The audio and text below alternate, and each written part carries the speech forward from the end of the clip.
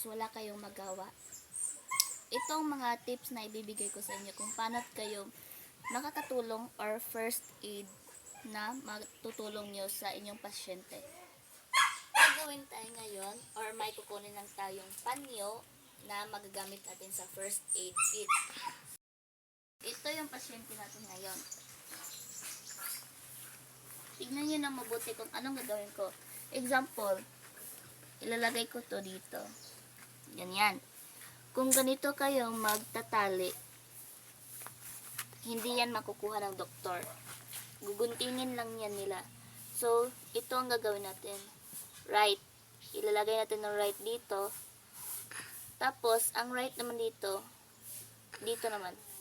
Ito ang gagawin. Ito. Tapos, gaganitin lang yan. Kapag ginawa yan ng doktor, matatanggal lang yan ng madali.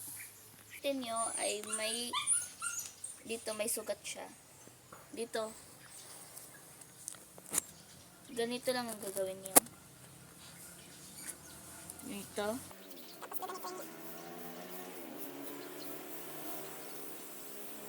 Kung saan may sugat siya, doon tayo magtali. To add more pressure.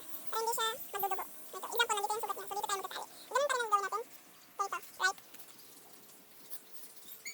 Tapos dito naman. Ganun ang gagawin niya. Kung may sugat yung sugat naman yung pasyente dito sa may braso. Ganito din ang gawin niya kung may sugatan siya dito sa kanyang paa or dyan sa may binti niya. Pero dito ang sugat niya. Dito ang sugat niya.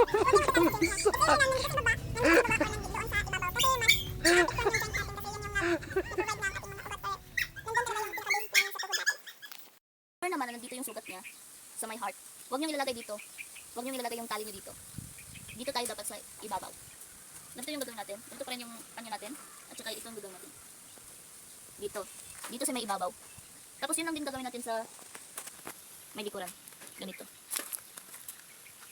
Yan. Yan lang din gagawin natin. Pero madali lang siyang kunin ng mga doktor.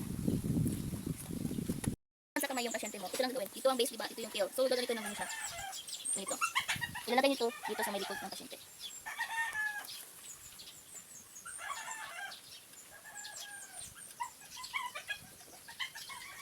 Ayan. So, inalis ko na yung isang panyo kasi maliit naman siya. So, ito yung gagawin.